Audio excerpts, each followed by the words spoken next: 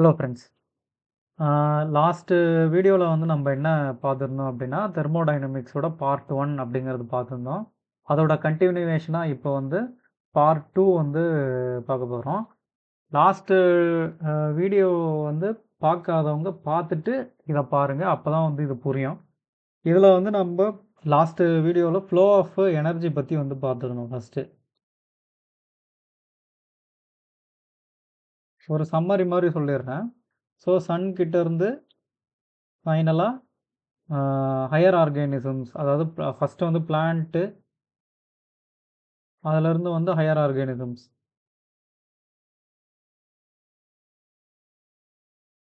இது வந்து general direction of flow of energy, direction of flow of energy அப்படின்னு சொல்லிட்டு பார்த்துருந்தோம். இது வந்து அப்படியே டைரெக்டாக நடக்காது, எல்லாமே கெமிக்கல் ரியாக்ஷன் தான். பிளான்ட் அப்படிங்கிறது வந்து அந்த எனர்ஜியை சன்கிட்டேருந்து வரக்கூடிய அந்த எனர்ஜியை வந்து யூட்டிலைஸ் பண்ணி அந்த ப்ராசஸ் பேர் ஃபோட்டோசிந்தசிஸ், அதில் வந்து கார்போஹைட்ரேட்ஸ் ஃபார்ம் பண்ணுது அப்படிங்கிறத பார்த்தோம். அந்த கார்போஹைட்ரேட்ஸை வந்து நம்ம ஹெட்ரோட்ரோபிக் ஆர்கானிசம்ஸ் வந்து யூஸ் பண்ணி அதிலிருந்து நம்ம எனர்ஜியை வந்து எடுத்துக்கிறோம். இந்த form of starch we consume food. இந்த ஸ்டார்ச்சை வந்து பிரேக் டவுன் பண்ணி குளுக்கோஸு.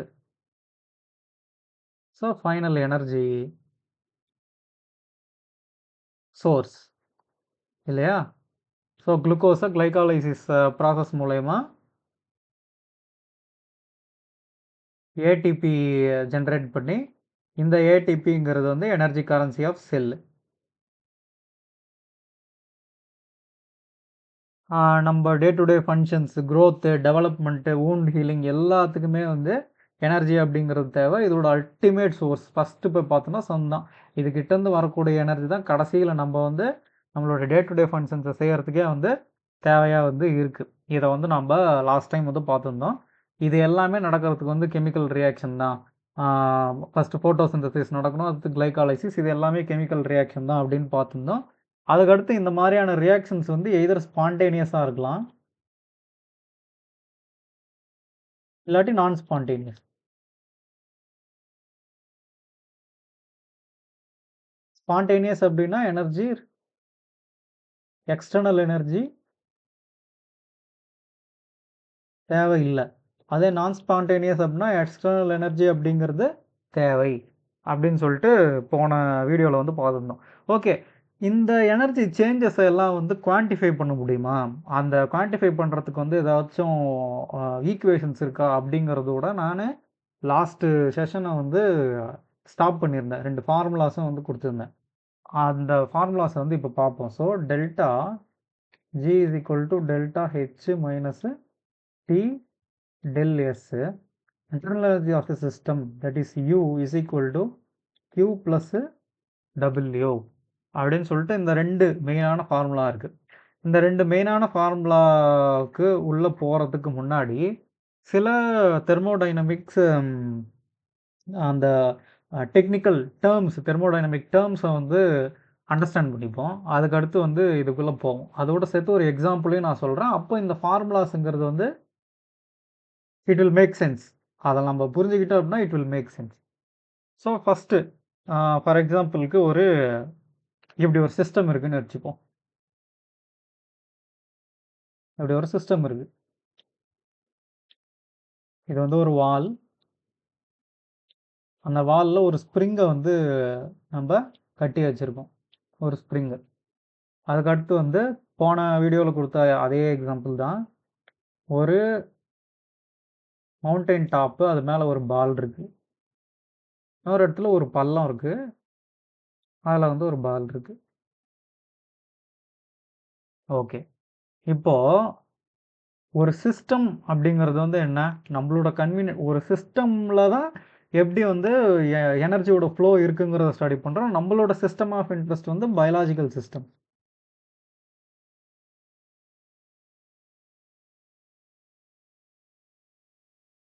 நம்மளோட சிஸ்டம் ஆஃப் இன்ட்ரெஸ்ட் அப்படிங்கிறது வந்து பயாலஜிக்கல் சிஸ்டம்ஸ் இல்லையா?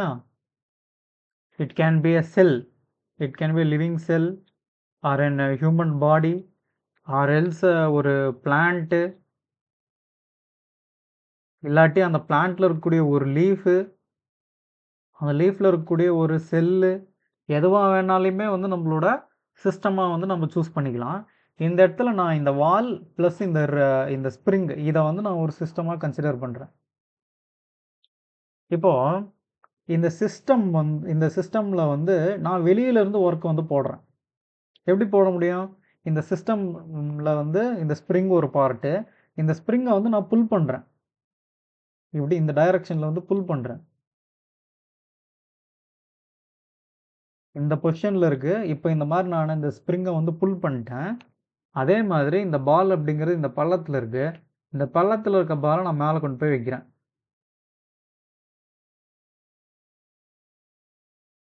இங்க இருந்தது அந்த பாலு. இங்க இருந்து வந்து நான் இங்க கொண்டு போயிட்டேன். இது ஒரு சிஸ்டம், இதுவும் ஒரு சிஸ்டம். அந்த சிஸ்டம்க்கு வெளியில இருந்து நான் வொர்க்க வந்து போடுறேன். வெளியில இருந்து நான் வந்து ஒரு வொர்க்க வந்து போடுறேன். அந்த சிஸ்டம் வந்து முன்ன இருந்த பொசிஷன்ல இருந்து இப்ப வந்து மாறியிருக்கு. இப்போ நீங்க சொல்லுங்க, இது வந்து ஸ்டேபிளான பொசிஷனா? இது வந்து ஸ்டேபிளான பொசிஷனா? அதாவது இந்த பால் இந்த பள்ளத்துல இருந்தது ஸ்டேபிளான பொசிஷனா? இல்லாட்டி இப்போ மேல போய் இருக்கிறது ஸ்டேபிளான பொசிஷனா? லைக் இங்க இருக்க மாரி. மேல போய் இருக்கிறது ஸ்டேபிளான பொசிஷனா? இந்த ஸ்ப்ரிங் இந்த மாரி இருக்கிறது ஸ்டேபிளா? இல்ல இப்படி எக்ஸ்டெண்டட் ஸ்ப்ரிங் அப்படிங்கிறது வந்து ஸ்டேபிளான பொசிஷனா? ஏன்னா, இந்த ஸ்ப்ரிங்க இப்ப நம்ம விட்டோம் அப்படின்னா, இது பழைய பொசிஷனுக்கு மாறும். அப்படியே முன்னாடி, பின்னாடி வந்து ஸ்விங் ஆக ஆரம்பிச்சுரும். இல்லையா? ஒரு ஸ்ப்ரிங்க நம்ம விட்டோம்னா என்ன நடக்கும்? இப்படி இருக்கு ஒரு ஸ்ப்ரிங்கு. நம்ம எக்ஸ்டெண்ட் பண்ணி வச்சிருக்கோம். அத நம்ம இப்ப விட்டோம் அப்படின்னா என்ன நடக்கும்? பேக் அண்ட் ஃபோர்த் மூவ்மெண்ட் அப்படிங்கிறது நடக்கும் இல்லையா? ஸோ, அதோட ஸ்டேபிளான பொசிஷன்ல இருந்து அது ஒரு ஹையர் எனர்ஜி ஸ்டேட். அதாவது ஸ்டேபிளான பொசிஷன்ல இருந்து வந்து அது அந்த சிஸ்டம் மேல நம்ம வொர்க்க போடுறோம். வொர்க்க போடுறது அப்படிங்கிறது வந்து அத ஹையர் எனர்ஜி ஸ்டேட்டுக்கு கொண்டு போய் வைக்குது. அத நம்ம ரிலீஸ் பண்ணதுமே, அது வந்து முன்னாடி, பின்னாடி வந்து ஸ்விங் ஆகுறதுக்கு ஆரம்பிக்குது. ஒரு பால வந்து நம்ம மேல கொண்டு போய் வைக்கிறோம். கீழ இருந்தத. அத நம்ம விட்டதுமே அது வந்து கீழ வந்து விழுந்துருது. அத நம்ம விட்டோம் அப்டின்னா, மேல இருந்து கீழ வந்துருது. ஸோ, ஒரு ஸ்டேபிள் ஸ்டேட்ல இருந்து ஹையர் ஸ்டேட்டுக்கு கொண்டு போறதுக்கு அந்த சிஸ்டம் மேல வந்து வொர்க் போடணும். ஸோ, இதான் definition. When a work is done on the system,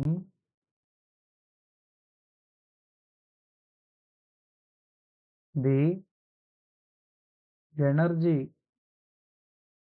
of the system increases. இல்லையா?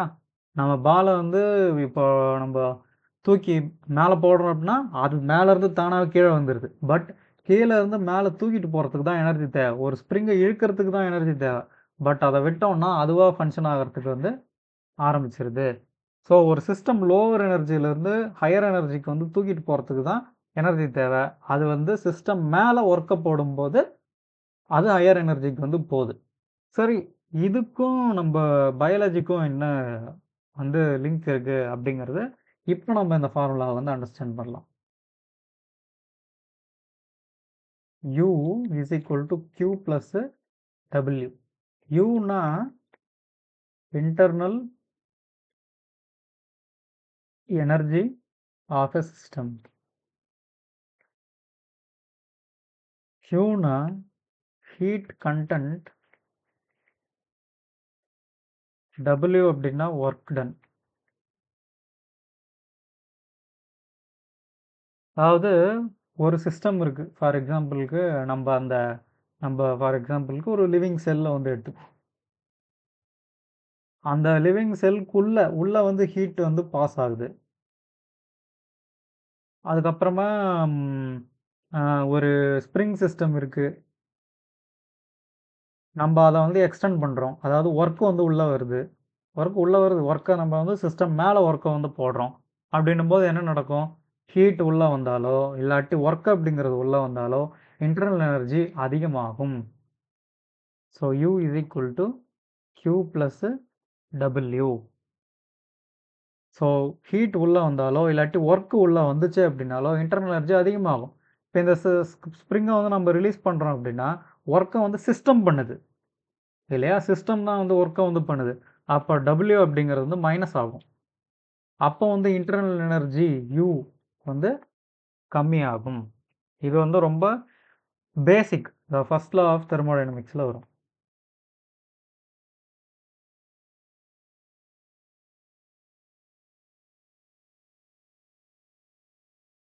ஸோ இது வந்து நம்ம பயாலஜிக்கான பேசிக்கு thermodynamics.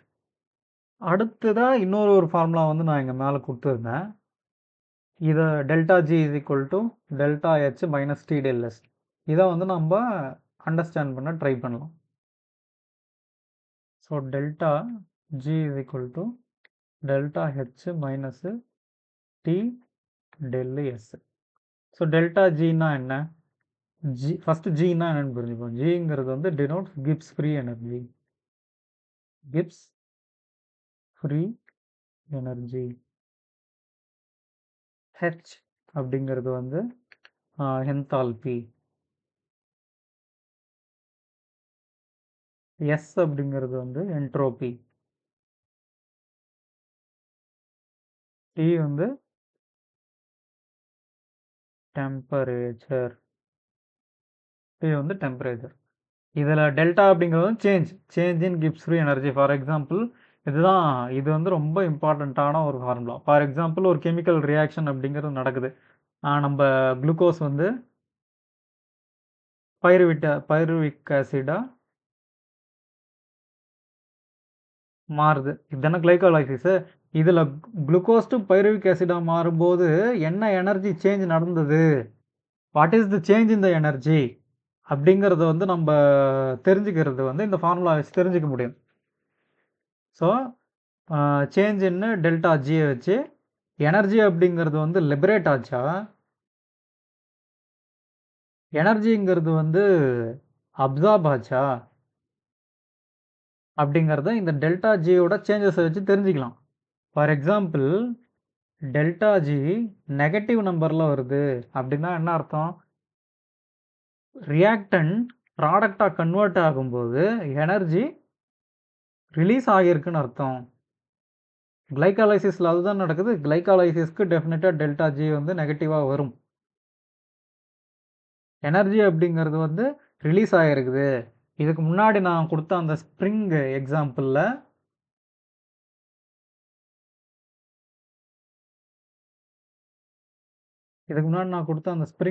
Spring எக்ஸாம்பிளில்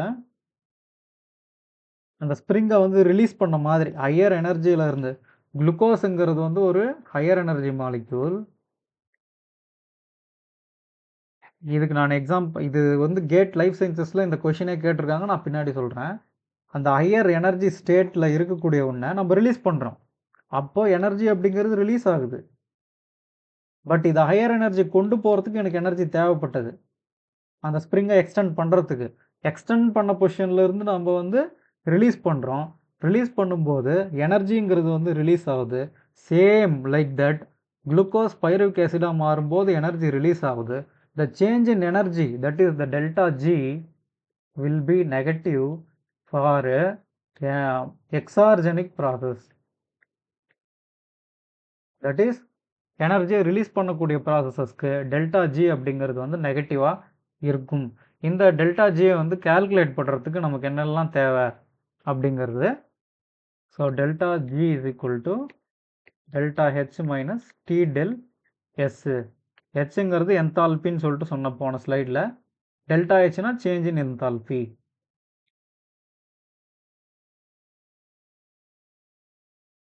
எஸ்ங்கிறது change in entropy.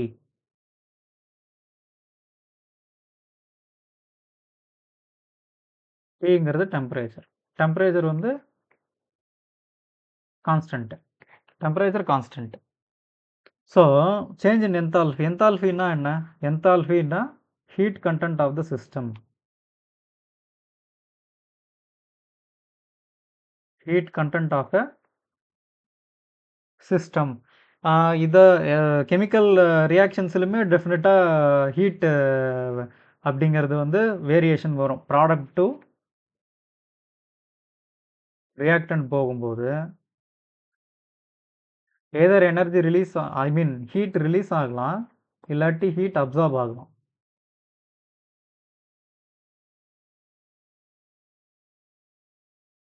So அதிகப்படியான ஹீட் அப்படிங்கிறது வந்து அப்சார்ப் ஆகுதுன்னு வச்சுப்போம். ஒரு கேஸ், ஒரு chemical reaction, some X chemical ரியாக்ஷனில் ஹீட் அப்படிங்கிறது வந்து அதிகமாக அப்சார்ப் ஆகுது அப்படின்னா டெல்டா ஹெச்ங்கிறது வந்து என்னவா இருக்கும்? பாசிட்டிவாக இருக்கும் இல்லையா? Higher positive value. Higher positive வேல்யூவாக இருந்துச்சு அப்படின்னா எனர்ஜியை அப்சார்ப் பண்ணுது இந்த இது. அப்போ லோவர் எனர்ஜி ஸ்டேட்லேருந்து ஹையர் எனர்ஜி ஸ்டேட்டுக்கு அது வந்து மாறுது. அப்போ டெல்டா ஜி என்னவா இருக்கும்? Delta G will be positive. Delta G பாசிட்டிவாக இருந்ததுன்னு அப்படின்னா நான் ஸ்பான்டேனியஸ் ரியாக்ஷன். டெல்டா ஜி பாசிட்டிவாக இருந்தது அப்படின்னா நான் ஸ்பான்டேனியஸ் ரியாக்ஷன். இது வந்து ஒரு எக்ஸாம்பிள், நான் என்தால்ஃபியை வச்சு சொல்கிறேன். இதே ஹீட் சேஞ்ச் நெகட்டிவாக இருக்குது, டெல்டா ஹெச் அப்படிங்கிறது வந்து நெகட்டிவாக இருக்குது. டெல்டா ஹெச்ங்கிறது நெகட்டிவாக இருக்குது. ப்ராடக்ட் டு ரியாக்டன்ட் மூவ் ஆகும்போது எனர்ஜியை நிறைய லிபரேட் பண்ணுது. அப்படி எனர்ஜியை லிபரேட் பண்ணும்போது delta H negative. So delta G is equal to delta H minus T del S. இது வந்து நெகட்டிவ் ஆகிடுது. இது நெகட்டிவ் ஆகும்போது டெல்டா ஜி வந்து நெகட்டிவ் ஆகுது. டெல்டா ஜி நெகட்டிவ் ஆகுது அப்படின்னா அது energy liberating process. It is spontaneous in nature. Just like dropping the ball from the top. இங்கேருந்து கீழே விழுற மாதிரி ஸ்பான்டேனியஸாக தானாக வந்து நடந்துடும். அதுக்கு எனர்ஜி அப்படிங்கிறது வந்து தேவை இல்லை. ஸோ அதுக்கு அடுத்து வந்து என்ட்ரோஃபியை வச்சு இதை எக்ஸ்பிளைன் பண்ணுறேன். எஸ் வந்து என்ட்ரோஃபி,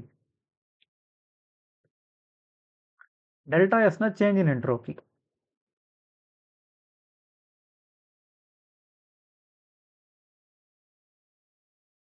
இதை வந்து நம்ம சிம்பிளாக ஒரு நம்மளோட ஸ்டடி டேபிளை வச்சு புரிஞ்சுப்போமே. இப்போ ஃபார் எக்ஸாம்பிளுக்கு ஒரு ஸ்டடி டேபிள் இருக்குது, அங்கே முன்னாடி நம்ம உட்காந்து படிப்போம். அது மேலே வந்து நிறைய புக்ஸ் இருக்குது, ஒரு சிஸ்டம் இருக்குது, வாட்டர் பாட்டில் இதெல்லாம் இருக்குன்னு வச்சுப்போம்.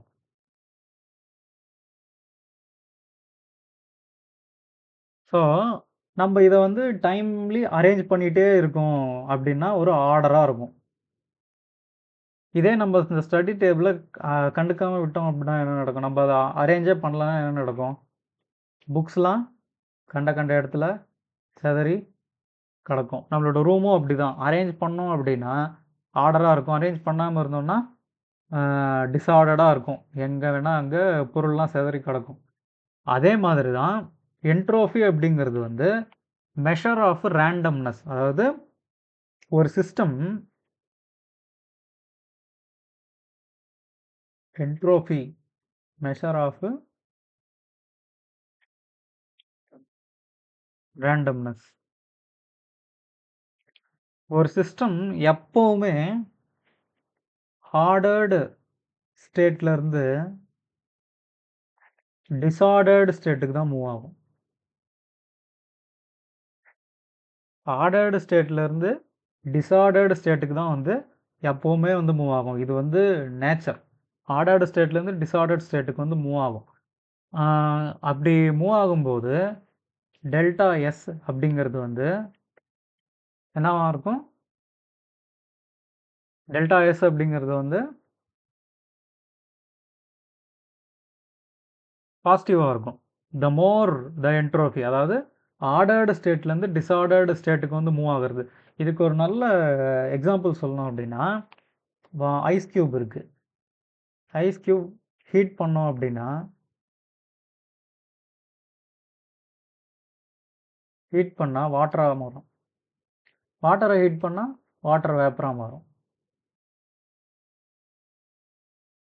இல்லையா? ஸோ வாட்டர் வேப்பரை வந்து ஐஸாக மாற்றுறதுக்கு தான் வந்து நம்ம கூலிங்குங்கிற ப்ராசஸ் பண்ணோம். பட் ஐஸ் க்யூபை வெளியில் வச்சோம்னா தானாகவே வாட்டர் வேப்பராக மாறிடும். பட் இது வந்து ஒரு நார்மல் எக்ஸாம்பிள் தான். பட் கோல்டாக இருக்கக்கூடிய பிளேசஸில் வாட்டர் தானாகவே ஐஸ் க்யூபாக வந்து மாறும் பிகாஸ் ஆஃப் த டெம்பரேச்சர். நான் ஒரு எக்ஸாம்பிளுக்காக சொல்கிறேன். ஒரு ஐஸ் க்யூபுங்கிறது ஒரு ஆர்டர்டு ஸ்டேட்டு. அதுலேருந்து வாட்டர் வேப்பருங்கிறது disordered state. So water molecules வந்து வேப்பராக இருக்கும்போது ஆர்டர்டாக இருக்காது, ரொம்ப டிஸ்பர்ஸ்டாக வந்துருக்கும். ஸோ ஒரு ஆர்டர்டு ஸ்டேட்லேருந்து டிஸார்டர்டு ஸ்டேட்டுக்கு தான் ஜென்ரலாகவே எல்லா நேச்சுரல் ப்ராசஸுமே நடக்கும். ஒரு கெமிக்கல் ரியாக்ஷன் அப்படிங்கிறது ஆர்டர்டு ஃபார்மில் இருந்து அந்த ப்ராடக்ட் வந்து மோர் ஆர்டர்டு ஃபார்மில் இருந்து டிஸார்டர்டு ஃபார்முக்கு வந்து மாறுது. ரியாக்டன்ட் டிஸார்டர்ட் ஃபார்முக்கு மாறுது அப்படின்னா delta S, that is the change in entropy, more ஆர்டர்ட்லேருந்து மோர் டிஸார்டர்டாக மாறுது அப்படின்னா delta S positive. Delta S பாசிட்டிவாக இருக்கும்போது என்ன நடக்கும்? டெல்டா எஸ் பாசிட்டிவாக இருக்குன்னா delta G is equal to delta H minus T del S இல்லையா? The more bigger delta S ரொம்ப பாசிட்டிவாக இருந்தது அப்படின்னா, ஸோ இங்கே வந்து மைனஸ் தான் இருக்கு இல்லையா? ஸோ இது ரொம்ப அதிகமாகும். அந்த மைனஸில் ரொம்ப அதிகமாகும்போது டெல்டா ஜி வந்து நல்லா நெகட்டிவாக மாறிடும். டெல்டா ஜி நெகட்டிவாக மாறினா என்னன்னு சொன்னால் ஸ்பான்டேனியஸ். டெல்டா ஜி நெகட்டிவாக மாறினா ஸ்பான்டேனியஸ் அப்படின்னு சொல்லிட்டு சொன்னேன் இல்லையா?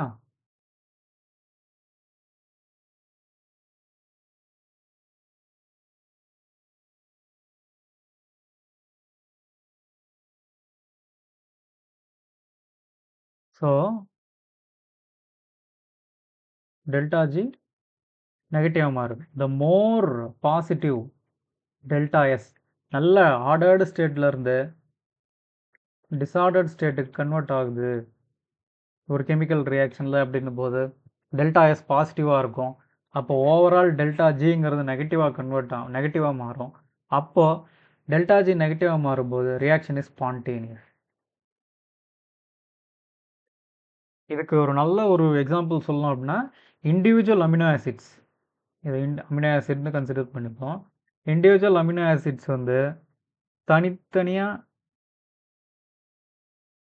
இருக்குது. அமினோ ஆசிட்ஸ் எல்லாம் சேரும்போது பெப்டைடு செயினாக ஃபார்ம் ஆகுது இல்லையா? ஸோ பெப்டைடு செயினை வந்து நம்ம பிரேக் பண்ணால் இண்டிவிஜுவல் அமினோ ஆசிட்ஸ் அப்படிங்கிறது கிடைக்கும். இந்த ரியாக்ஷனில் வந்து இது வந்து மோர் ஆர்டர்டு ஸ்டேட், அதாவது ஒரு ப்ரோட்டீன் செயினுங்கிறது ஒரு ஆர்டர்டு ஸ்டேட், இதிலிருந்து மோர் டிஸார்டர்டு ஸ்டேட்டாக அந்த ரியாக்ஷன் அப்படிங்கிறது வந்து இருக்குது. இது வந்து ஒரு எக்ஸாம்பிளுக்காக தான் சொல்கிறேன். பட்டு இது நீங்கள் பாண்ட்ஸை பிரேக் பண்ணணும் அப்படின்னா ஆக்சுவலாக எனர்ஜி வெளியிலேருந்து உள்ளே கொடுக்கணும். சிஸ்டம்குள்ளே எனர்ஜியை கொடுக்கும்போது, அதாவது ஹீட்டு வச்சு நம்ம பிரேக் பண்ணுறோன்னு வச்சுப்போமே, ஹீட்டை வந்து நீங்கள் உள்ளே கொடுக்கணும். அப்போ டெல்டா ஹெச் அப்படிங்கிறது வந்து அதிகமாக போயிடும்.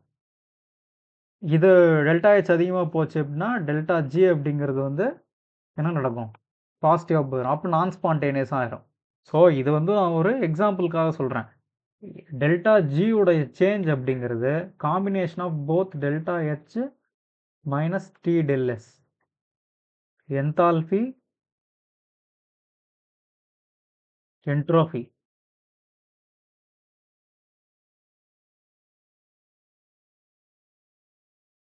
என்தால்பி,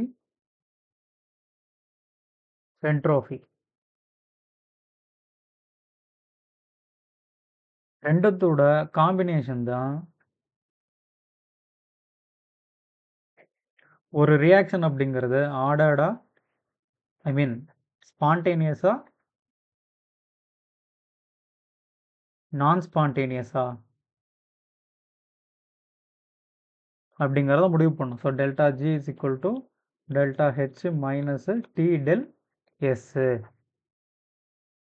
ஒரு கெமிக்கல் ரியாக்ஷனில் டெல்டா எஸ் அப்படிங்கிறது வந்து நல்லா பாசிட்டிவாக வந்து இருக்கலாம். அதே சமயம் டெல்டா ஹெச் அப்படிங்கிறதும்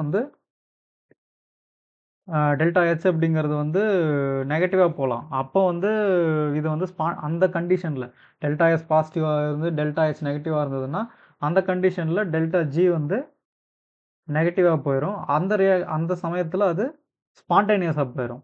ஃபார் எக்ஸாம்பிள் டெல்டா எஸ்ஸும் அதிகமாகிடுச்சு, ஹெச்சும் அதை விட அதிகமாகிடுச்சு அப்படின்னும் போது ரெண்டுத்தையும் நம்ம எடுத்து பார்த்து ஃபைனலாக டெல்டா ஜி வந்து பாசிட்டிவ் ஆகிடுதுன்னு வச்சுப்போம். அப்போ வந்து அந்த ரியாக்ஷன் நான் ஸ்பான்டேனியஸ்.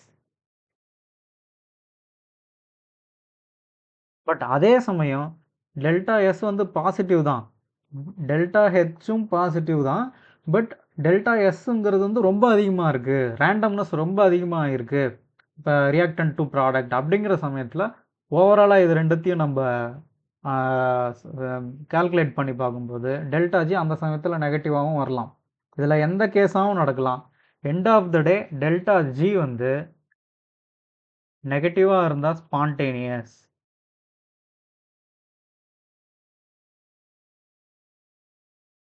இதே டெல்டா ஜி பாசிட்டிவாக இருந்தால் நான் ஸ்பான்டேனியஸ்.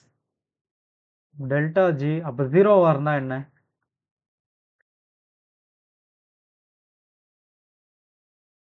டெல்டா ஜி ஜீரோவாக இருக்கிறது equilibrium reaction.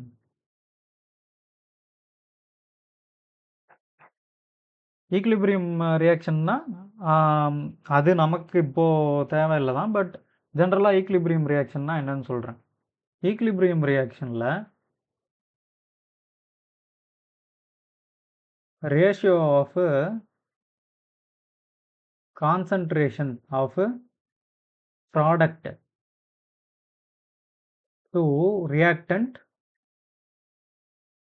Is constant.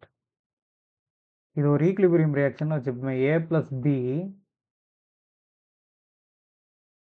becomes C plus D. ஒரு ஈக்லிபிரியம் ரியாக்ஷனில் concentration of C, concentration of D, concentration of A, concentration of B, இந்த ரேஷியோ அப்படிங்கிறது சேஞ்சே ஆகாது. அதுக்கு எக்ஸாம்பிள் என்ன, ஒரு ரியாக்ஷன் வந்து ஈக்லிபிரியமுக்கு வந்துருச்சு. ஈக்லிபிரியம்ங்கிறது ஒரு ஸ்டேட். அப்போ டெல்டா ஜி அப்படிங்கிறது வந்து ஜீரோ. இதே டெல்டா ஜி வந்து நெகட்டிவாக இருந்ததுன்னா ரியாக்ஷன் ஃபார்வேர்டில் போயிடும். டெல்டா ஜி பாசிட்டிவாக இருக்குது அப்படின்னா ரியாக்ஷன் ஃபார்வேர்டுக்கு போகாது, அங்கேயே தான் இருக்கும். டெல்டா ஜி ஜீரோ அப்படின்னா ரியாக்டன்ட் டு ப்ராடக்டோட கான்சன்ட்ரேஷன் அப்படிங்கிறது வந்து சேஞ்ச் ஆகாது. அந்த பொசிஷனை தான் நம்ம வந்து ஈக்லிபிரியம் அப்படின்னு சொல்கிறோம். இப்போ ஏங்கிற ரியாக்டண்ட்டை நான் அதிகமாக ஆட் பண்ணுறேன் அப்படின்னா என்ன நடக்கும், ஈக்லிபிரியம் ஃபார்வேர்டில் ஷிஃப்ட் ஆகி சி அண்ட் டியோட கான்சன்ட்ரேஷனை வந்து ஏற்றிடும். இது வந்து நம்மளோட ப்ரீத்திங் ப்ராசஸ்லையுமே வந்து இருக்குது. இந்த ரெஸ்பிரேஷன் அது ரிலேட்டடான பயோகெமிஸ்ட்ரி வந்து நம்ம டீல் பண்ணும்போது அதை வந்து பார்ப்போம். ஸோ இவ்வளோ நேரம் நம்ம வந்து தெர்மோடைனமிக்ஸ் ஆஃப் பயோகெமிஸ்ட்ரி வந்து பார்த்தோம். இது வந்து கேட் லைஃப் சயின்சஸில் கேட்ட ஒரு கேள்வி, கேட் எக்ஸல் ஒரு previous year question. High energy compounds is are, இது வந்து multiple select type question. More then one answer அப்படிங்கிறது வந்து கரெக்டாக இருக்கலாம். இதில் படிச்சுட்டு நீங்கள் என்ன ஆன்சர் அப்படிங்கிறது சொல்லுங்கள். ஆன்சர் வந்து பாஸ்போயினால் பைருவேட், அதுக்கடுத்து வந்து 1,3 பிஸ்பாஸ்போக்ளிசரைட். ஏஎம்பிங்கிறது அதாவது அடினோசைன் மோனோபாஸ்பேட்டுங்கிறது ஏஎம்பி. விட்டமின் கேக்கும் எனர்ஜி அப்படிங்கிறதுக்கும் வந்து சம்மந்தம் இல்லை. பாஸ்போயினால் பைருவேட்டும் 1,3 பிஸ்பாஸ்போக்ளிசரேட்டும் எங்கே வரும், கிளைகாலைசிஸில் வரும். இந்த மாலிக்யூல்ஸை யூஸ் பண்ணி தான் நம்ம கிளைகாலைசிஸில் ஏடிபி ப்ரொடியூஸ் பண்ணுறோம். ATP and NADH. என்ஏடிஹெச்சை வந்து எப்படி எனர்ஜியாக கன்வெர்ட் பண்ணுறோம், இதை வந்து நம்ம டிசிஏ சைக்கிளில் பார்ப்போம். சரிங்களா? இன்னொரு ஒரு கொஷின் நம்ம படித்த ஃபார்முலாவில் இருந்தே இதை பார்த்தீங்கன்னா, இது வந்து ஒரு ஈக்லிபிரியம் ரியாக்ஷன் அட் 360 கெல்வின். அதாவது temperature is equal to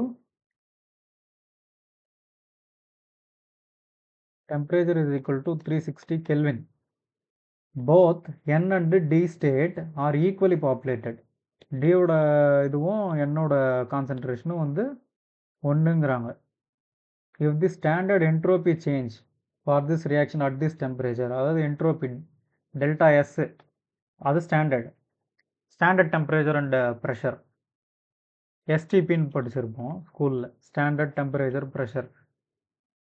so அது வந்து -139 joule per Kelvin inverse mole inverse.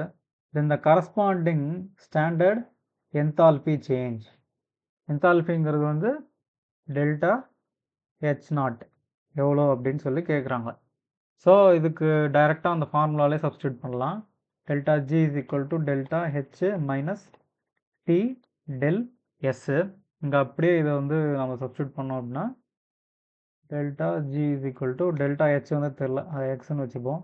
Minus temperature அப்படிங்கிறது 360 கெல்வின். 360 கெல்வினு டெல்டா எஸ் வந்து மல்டிப்ளைடு மைனஸ் 139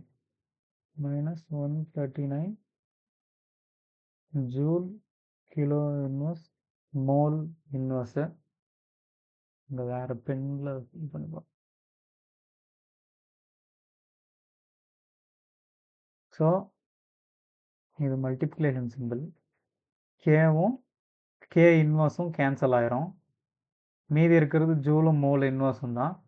139 360 வந்து மல்டிப்ளை பண்ணுவோம்.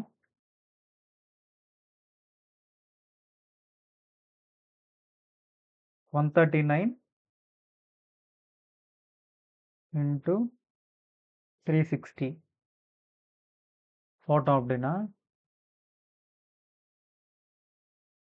Delta G minus 50040 joule per mole அப்படின்னு சொல்லிட்டு வரும். இது வந்து ஈக்லிபிரியம் ரியாக்ஷனில் வந்து இருக்குது. ஈக்லிபிரியம் ரியாக்ஷனில் வந்து டெல்டா ஜி என்னன்னு சொன்னால் delta G is equal to 0. ஆக்சுவலாக டெல்டா ஜி நாட், ஏன்னா ஸ்டாண்டர்டு. ஓகேவா? ஸோ எக்ஸு அதாவது வந்து என்தால்ஃபி அப்படிங்கிறது வந்து 550 into 10⁻³ joule per mole. So இதுதான் வந்து இதுக்கு ஆன்சரு. இதோட நம்மளோட தெர்மோடைனமிக்ஸ் அப்படிங்கிறது வந்து பயோகெமிஸ்ட்ரிக்கு வந்து முடிஞ்சது. ஸோ வீடியோ இது வரைக்கும் பார்த்தவங்க வந்து ஏதாவது டவுட்ஸ் இருந்தது அப்படின்னா கமெண்ட்டில் சொல்லுங்கள். கட்டாயமாக வந்து நான் ஆன்சர் வந்து பண்ணுறேன். வேறு ஏதாவது சஜஷன்ஸ் இருந்ததுனாலும் அதையும் வந்து சொல்லுங்கள். நிறைய பேர் வந்து இன்னுமே எப்படி சொல்கிறது, சப்ஸ்கிரிப்ஷன் அப்படிங்கிறத வந்து போடாமையே வந்து பார்த்துக்கிட்டு இருக்கிறீங்க. அதை போட்டிங்கன்னா திரும்ப திரும்ப அடுத்தடுத்து நான் போடக்கூடிய வீடியோஸ் எல்லாமே வந்து வரும். தேங்க்யூ.